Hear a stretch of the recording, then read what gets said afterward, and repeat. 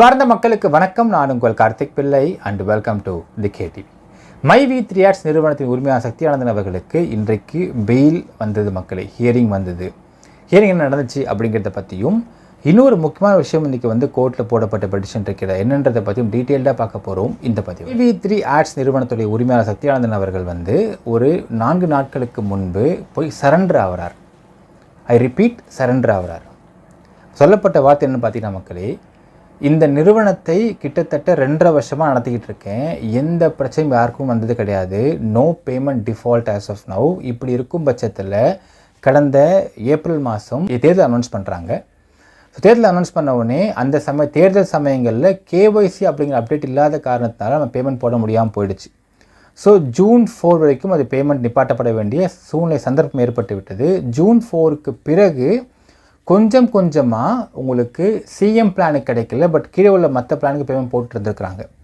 ஆனாலும் இந்த சமயத்தில் ஜூன் 4 அப்போது இஓடபிள்யூ சென்னை பிரான்ச்சுக்கு ஒரு கேஸ் மாற்றப்பட்டிருக்கின்றது. இந்த சென்னை பிரான்ச்சுக்கு மாற்றப்பட்ட கேஸ் பார்த்திங்கன்னா மைவி3 நிறுவனத்தார்கள், நல்லா புரிஞ்சிக்க வேண்டும் மக்களே, அதாவது இந்த நிறுவனத்தில் எம்டி மட்டும் கிடையாது, நிறுவனத்தார்கள் மேலேயும் வழக்கு அப்படிங்கிறதுனால தமிழ்நாடு முழுக்க உள்ள மைவி3 டைரக்டர்ஸும் இதில் சம்மந்தப்பட்டிருக்கிறாங்க. இந்த வழக்குலன்னு வருது. அதனால தான் எல்லா டைரக்டர்ஸும் ஏபி அப்ளை பண்ண ட்ரை பண்ணியிருக்காங்க. சக்தியானந்தன் ஃபஸ்ட் ஏபி அப்ளை பண்ணுறாரு. ஏபி ரிஜெக்ட் ஆகுது. அவர் பார்க்குறாரு திரும்ப திரும்ப மறுபடியும் ஏபி அப்ளை பண்ணலாம். ஏன்னால் முதல் முறை ஏபி அப்ளை பண்ண பொழுது அவங்க சொல்லப்பட்ட வார்த்தை பிபி சைட்லேருந்து, the case is under the initial stage of investigation. மக்களே, இன்னொரு விஷயம் மக்களே, இந்த பப்ளிக் ப்ராசிக்யூட்டர் தரப்பில் கொடுக்கப்பட்ட அந்த ஒரு கவுண்டர் அஃபிடவிட் அப்படின்னு சொல்லுவாங்க, அந்த விஷயத்தை நாம் தனி வீடியோ நான் போட போகிறேன். அப்போ நீங்கள் பார்க்குறப்போ உங்களுக்கு தெளிவாக சொல்கிறேன். ஏன்னால் ஒரு சில புலிகேசிகள், தரித்திரம் பிடித்தவர்கள் இதை தப்பாக திரித்து கொடுத்துருக்குறாங்க மக்களுக்குன்றதை நம்ம தெளிவாக புரிஞ்சிக்க முடியுது. அந்த தரித்திரம் பிடித்தவர்களுக்கு செருப்படி கொடுக்கும் விதமாக நாம் கண்டிப்பாக இந்த வீடியோ தனியாக போடுறோம் மக்களே. அந்த கவுண்டர் அஃபிடவிட்டில் சொன்ன ஒரு வார்த்தை என்னன்றதுக்கு நாங்கள் சொல்லி புரிய வைக்கிற மக்களுக்கு பயப்பட வேண்டாம், யாருமே திரும்பி கேட்காதீங்க, கண்டிப்பாக நான் போடுறேன். அடுத்தது, ஸோ அவர் என்ன சொல்கிறார் சக்தியானந்தன் அவர்கள், என்னுடைய கம்பெனியை விசாரிக்கணும்னு சொல்லிட்டு நான் பயந்து ஓடி ஒளிஞ்சிக்கிட்டு இருக்க மாதிரி பேசிக்கிட்டு இருக்கிறாங்க. நான் எதுக்கு பயந்து ஓடி ஒழியணும்? இது நான் உருவாக்கின கம்பெனி. இதில் உள்ள ஒரு செங்கலுமே எனக்கு தான் தெரியும். என்னை என்ன விசாரிக்கணும், விசாரிங்கன்னு சொல்லிட்டு போய் சரண்டர் ஆகிறார். சரண்டர் ஆகிறப்ப சொன்ன வார்த்தையை பார்த்தீங்கன்னா, இஓடபிள்யூக்கு என்ன விசாரிக்கணும், எவ்வளோ நாள் விசாரிக்கணும் அவனை வச்சு விசாரிக்கட்டும். விசாரித்து முடித்த பின்பு எனது கம்பெனியை நடத்த விடுங்கன்றதான் அவர்கிட்ட முதல் விஷயம். அது இந்த கம்பெனி நடந்தால் மட்டும்தான் இங்கே உள்ள உறுப்பினர்களுடைய வாழ்வாதாரத்தை நம்ம பார்க்க முடியும். ஏன்னால் இவர் நம்பி வாழ்வாதாரத்தை இழந்திருக்கக்கூடிய நபர் அவ்வளோ பேர் இருக்கிறாங்க. இன்று இவர் ஒருவர் சரண்டர் ஆகிறதுனால பல பேர் வாழ்வாதாரத்தை கெடுத்த அந்த தரித்திரம் பிடித்தவர்களுக்கு செருப்படியான ஒரு பதில்னு சொல்லலாம். நான் சரண்டர் ஆகிறேங்க, நான் ஏங்க பயந்துட்டு போகிறேன், நான் ஏன் பயப்படணும், நான் பயந்தமாக சொல்லிட்டு தெரியுறாங்க, நான் சரண்டர் ஆகிறேன், என்னை விசாரிங்க, எவ்வளோ நாளாக வச்சு விசாரிங்க, எல்லாமே நான் சொல்கிறேன். சொல்லப்பட்ட வார்த்தைகள் மக்களே கோர்ட்டில். அதற்கு பிறகு இன்று அது கூடவே பார்த்தீங்கன்னா பெயில் அப்ளிகேஷனும் போடப்பட்டுருச்சு. ஸோ அந்த பெயில் அப்ளிகேஷன் இன்று 9/7/2024 அன்றைக்கி ஹியரிங் வருது மக்களே. அது ரெண்டு பெட்டிஷன் போட்டாங்க. என்னென்னால் பெயிலும் போட்டாங்க. இவர் he is paying huge tax, அதாவது அதிகப்படியான வரி கட்டக்கூடிய நபர் இவர் கவர்மெண்ட்டுக்கு. அதனால் அவருக்கு A+ கேட்டகரி ஜெயில் கேட்டவும் ஒரு பெட்டிஷன் போடப்பட்டது. அந்த 2 வழக்குமே இன்றைக்கி 9/7/2024 அன்றைக்கி டான்பிட் கோர்ட்டில் விசாரணைக்கு வந்தது. மூன்றாவது, நான் அப்பயே சொன்ன மக்களே, இந்த பெயில் பெட்டிஷனில் அவங்க பெயில் கொடுக்க மாட்டாங்க, அதற்கு பதிலாக விசாரணைக்கு கஸ்டடி கேட்பாங்கன்னு நம்ம சொல்லியிருந்தோம். அதே போல் இன்றைக்கு காலையில் இஓடபிள்யூ சென்னையில் இருக்கக்கூடிய அந்த போலீஸ் அதிகாரிகள் இவரை கஸ்டடி எடுத்து விசாரிக்க இவர் மனு போட்டிருக்கிறார்கள். ஆக்சுவலாக காலையிலேயே இந்த வழக்கு 12th அன்னைக்கு மாற்றப்பட்டாகி விட்டது. ஏன்னால் இந்த பெயில் பெட்டிஷனும் A+ கேட்டகிரி கேட்ட அந்த ஒரு பெட்டிஷன் ரெண்டுமே பார்த்தீங்கன்னா 12/7/2024 அன்னைக்கு அட்ஜர்ன் பண்ணப்பட்டுருச்சு. இது எனக்கு காலையில் தெரியும் மக்களே. பட் இதில் கஸ்டடி கேட்கப்பட்ட இந்த விஷயத்திற்கு ஈவினிங் 5 மணிக்கு விசாரணை வந்தப்போ இந்த போடப்பட்ட பெட்டிஷன் நம்பர் ஆயிடுச்சு.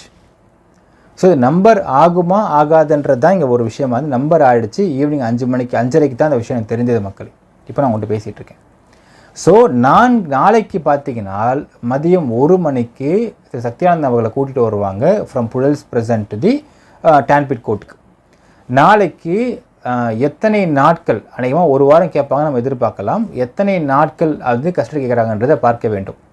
நாளைக்கு இதற்கான ஆர்கியூமெண்ட் போதான்னு பார்க்கணும். பட் எனக்கு தெரிந்து என்னுடைய அனுமானத்தை வச்சு பார்க்கும் பொழுதும் இவரே போயிட்டு எத்தனை நாள் வேணால் என்னை விசாரிக்கன்னு சொல்லி கொடுத்துட்டார். ஸோ அப்படி இருக்கும் பட்சத்தில் எத்தனை நாள் விசாரிக்கிறதுனால நான் வந்து அனுமதிக்கிறேன், நான் வந்து ஒத்து வரேன்னு சொல்லிட்டு இவரே போய் வாலண்டியர் சரண்டர் ஆகிருக்கார். அப்படிங்கிற பட்சத்தில் இதுதான் உங்கள் கம்பெனிக்கு மிகப்பெரிய வெற்றின்றதை நீங்கள் புரிந்து கொள்ள வேண்டும் மக்கள். ஸோ இதில் என்ன நடக்குது நாளைக்கு பொறுத்துன்னு தான் பார்க்க வேண்டும். அநேகமாக பார்த்தீங்கன்னா இவங்க தரப்பு, அதாவது சத்யானந்த் தரப்பில் வந்து அட்வொகேட் கூட வச்சுக்கிறதுக்கு கேட்பாங்க. ஸோ அதற்கு நாளைக்கு மதியம் 1 மணிக்கு மேலே நீதியரசர் அவர்கள் என்ன சொல்கிறாருன்றதை பார்க்க வேண்டும். ஸோ டான்பிட் கோர்ட் நீதியரசர் அவர்கள் நாளைக்கு இந்த வழக்கை விசாரிக்கிறாரு. எத்தனை நாள் கஸ்டடி வச்சு கேட்குறாங்க போலீஸு, எத்தனை நாள் நீதியரசர் வந்து கொடுக்குறாரு, அதில் என்ன கண்டிஷனில் கொடுக்குறாரு. ஜென்ரலாக பார்த்தீங்கன்னா மக்களே இந்த மாதிரி ஒரு விசாரணை போகும் பொழுது அட்வொகேட்ஸை கூட வச்சு கேட்பாங்க. கேட்கும் பொழுது அவங்க சொல்லுவாங்க அட்வொகேட்ஸ் வந்து ஈக்குவல் இன்டர்வல்ஸ், அதாவது 1 hour once 2 hour once இல்லை வந்து சாப்பாடு வேணும் தரலான்ற மாதிரி ஏதாவது ஒரு உத்தரவு கொடுப்பாங்க நீதிபதிகள். அப்படின்னு உத்தரவு கொடுக்க போகிறாங்க நீதிபதி அப்படிங்கிறதையும் நாளைக்கு மதியம் ஒரு 2:30 மணிக்கு நமக்கு தெரியும் மக்களே. இது தெரிந்ததற்கு பின்னால் நிறைய பேர் கேட்குறீங்க, சார் என்ன சார் பணம் எப்போ சார் வரும்னு கேட்குறீங்க. ஒன்று புரிஞ்சுக்குங்க மக்களே, EOW வழக்கு என்பது 1 வாரத்தில் 10 நாளெல்லாம் வந்து கேஸ் முடியாது. நிறைய வித்தியாசம். அதாவது ஒரு விஷயம் என்னன்னால், இந்த மைவி3 ஆர்ட்ஸ் நிறுவனத்தில் கடைநிலை மக்கள் தான் இதில் வந்து மெம்பர்ஸாக இருக்கிறீங்க. அப்படிங்கிறதுனால உங்களுக்கு சட்டம் வந்து சரியாக தெரியாமல் இருக்கிறதுனால உங்களை பல தரித்திரம் பிடித்தவங்க ஏமாற்றிக்கிட்டு இருக்கிறாங்க. ஒன்று புரிஞ்சுக்கோங்க, EOW வழக்கு அப்படிங்கிறது 1 வருஷம் 2 வருஷம் இல்லை, 30 வருஷம் 40 வருஷம் இருக்கிற வழக்கெலாம் இருக்குது. இந்த வழக்கு முடிவுக்கு வர வரைக்கும் வெயிட் பண்ணுற அவசியம்லாம் கிடையாது. சத்யானந்த் சொல்லியிருக்காரு, அவருக்கு சொல்லியிருக்காங்க, நான் முழுசாக விசாரிச்சிருங்க, விசாரித்து முடிச்சு பெயில் கொடுத்துருங்க, நாங்கள்லாம் வெளியே போயிடுறோம், நாங்கள் வேலையை பார்க்க ஆரம்பிக்கிறோம், நீங்கள் வழக்கை பண்ணுங்கன்னு சொல்லிட்டார். உங்கள் ஃபார்மேட் நீங்கள் பண்ணிட்டே இருங்க சார், நீங்கள் வழக்கு வந்து தொடுத்துருக்கிறீங்க, நீங்கள் சார்ஜ் ஷீட் போடுங்க, எல்லாம் பண்ணுங்க. பட் எங்கள் கம்பெனி இப்பொழுது முடங்கி இருக்க நாங்கள் விரும்பவில்லை. ஸோ எங்களை ஃபஸ்ட்டு விசாரிச்சிருங்க, உங்கள் வேண்டியது என்ன விசாரிச்சிருங்க. நீங்கள் விசாரித்து முடித்து எங்களை வெளியே அமுச்சு விட்ருங்க, நாங்கள் பெயிலில் வெளியே வந்துடுறோம். நாங்கள் பிறகு எங்கள் கம்பெனி நாங்கள் முன்னேற்றி அவட போயிட்டே இருக்கோம், நீங்கள் வழக்கை பார்த்துட்டு போயிட்டே இருக்கன்ட்டார். ஸோ EOW வழக்கை பார்த்து போகட்டும், அவங்க ஒரு பக்கம் போகட்டும், அவங்களுடைய வேலையை அவங்க பார்க்கட்டும், கம்பெனியை முன்னேற்ற வேலையை நாங்கள் பார்க்குறோன்னு சொல்லிட்டார் அவர். ஸோ இந்த வழக்கு விசாரணை எத்தனை நாள் கேட்குறாங்கன்றதை பொறுத்து பின்பு தான் மக்களே இதுக்கான பெயில் பெட்டிஷன் திரும்ப வரும். ஸோ வழக்கு விசாரணை முடிய வேண்டும். முடிஞ்சு அது 1 நாளோ 2 நாளோ 3 நாளோ எவ்வளோ நாள் தெரியாது, 4 நாள் கழித்தோ 5 நாள் கழித்தோ எத்தனை நாளுக்கு கொடுத்து முடிச்சதுக்கு பின்பு பெயில் பெட்டிஷனை போடுவாங்க. ஸோ அப்போ என்ன சொல்லுவாங்கன்னா, விசாரித்து முடிச்சிட்டோம், இதுக்கு மேலே ஒரு உள்ளே இருந்து ஒன்றும் பிரயோஜனம். ஒரு விஷயம் புரிஞ்சுங்க மக்களே, நீதிமன்ற விசாரணை அப்படிங்கிறது, அதாவது உதாரணத்துக்கு ஜுடிஷியல் கஸ்டடி அப்படிங்கிறது, நீதிமன்ற ரிமாண்ட் அப்படிங்கிறது எதுக்குனால், சார் ஒரு வழக்கு ஒன்று போட்டிருக்காங்க, எஃப்ஐஆர் போட்டிருக்கோம், இந்த எஃப்ஐஆரில் நான் ஒருத்தரை விசாரிக்க வேண்டும், அவரை விசாரித்து முடிச்சுட்டு அப்புறம் வெளியே வந்தால் பரவாயில்ல. ஏன்னா ஒரு விஷயம் புரிஞ்சுக்கங்க மக்களே, இந்த இந்தியாவில், இந்த சுதந்திர இந்தியாவில் எல்லாருமே அவங்க வாழ்க்கையை நிம்மதியாக வாழ்வதற்கு இந்த கான்ஸ்டியூஷன் ஆஃப் இந்தியா நமக்கு உரிமை கொடுத்துருக்கு. யாரையுமே நீங்கள் ரெஸ்ட்ரிக்ட் பண்ண முடியாது.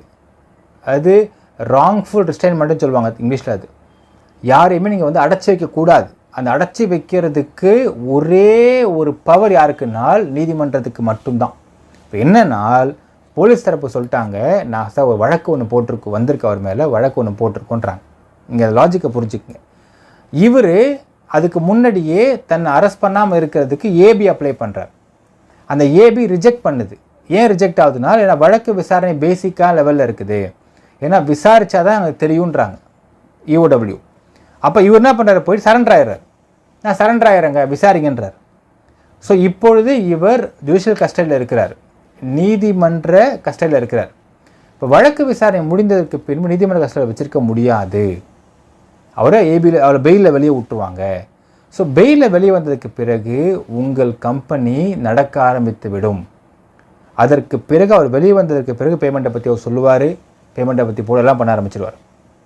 அதுவரை நீங்கள் வெயிட் பண்ணால் போதும். ஸோ இப்போது நாளைக்கு தெரியும் எத்தனை கஸ்டடின்றது தெரியும் மக்களே.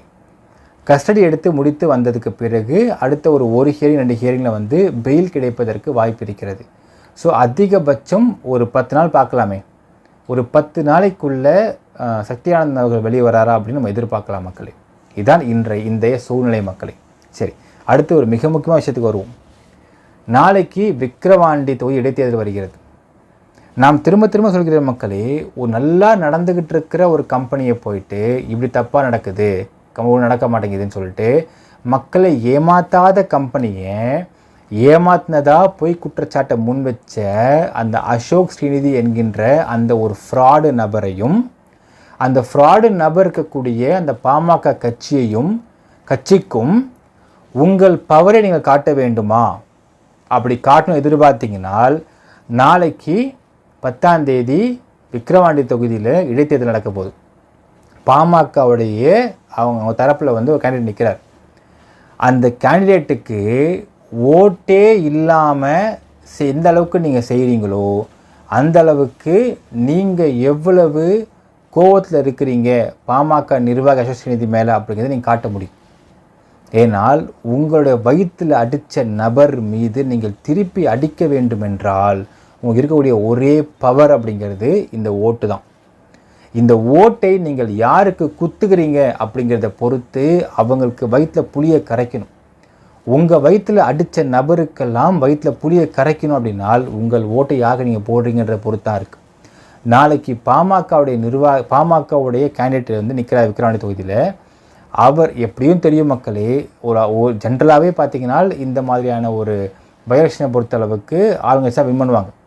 ஆனால் என்ன நினச்சிருவாங்க பாமகன்னு பார்த்தீங்கன்னா, நம்ம தோத்தாலுமே ஒரு டீசன்ட் ஸ்கோர் தோக்க எதிர்பார்த்துட்ருப்பாங்க. அந்த டீசன்ட் ஸ்கோர் கூட கிடையாதுரா, நீங்கள் வந்து பயங்கர அதலபாதத்தை தோக்க போகிறீங்க நீங்கள் அப்படிங்கிறதை இப்பொழுது மைவி3 மெம்பர்ஸாக இருக்கக்கூடிய விக்கிரவாண்டி தொகுதி மக்கள் நீங்கள் பார்க்கிறீர்கள் என்றால் உங்களுடைய கோவத்தை நீங்கள் அங்கே போய் காட்டுங்க. உங்கள் கோவத்தை அங்கே போய் காட்டுறப்போ காட்டி முடித்து ரிசல்ட் வந்ததுக்கு பின்பு பாமக அந்த விக்கிரவாண்டி தொகுதியில் வந்து ரொம்பவே பயங்கரமான கம்மி ஓட்டு வாங்கி தோத்தாங்க அப்படின்றது வந்து ரிசல்ட் வந்துடுச்சுனால் நான் மறுபடியும் வீடியோ போடுவோம் மக்களே. அதுதான் மைவி3 மெம்பர்ஸு விக்கிரவாண்டி தொகுதியில் உள்ள மைவி3 மெம்பர்ஸு காட்டக்கூடிய ஒரு மிகப்பெரிய பதிலடியாக இருக்கும். அந்த பதிலடி பாமகவுக்கு ஒரு செருப்படியாக இருக்குமா இல்லையான்ற நீங்கள் தான் காட்டணும். உங்கள் வயிற்றில் அடித்தவர்களை நீங்கள் எப்படி அடிக்கிறீங்கன்னால் இந்த மையில் அடிங்க. இந்த மையில் நீங்கள் எப்படி அடிக்க போய் நான் பார்க்க போகிறோம் மக்களே. உங்கள் கோபம் எந்த அளவுக்கு இருக்குது, எங்களுடைய வாழ்வாதாரத்தை கெடுத்துட்டான் இந்த பையன். நீங்கள் அடிக்கிற அடியில் அவங்க தோல்வியை பார்த்து நம்ம கண்டிப்பாக வீடியோ போடுவோம். அந்த வீடியோவை வைத்து பாமக அசோக் ஸ்ரீநிதியை நீக்க வேண்டும் கட்சியில் இருந்து.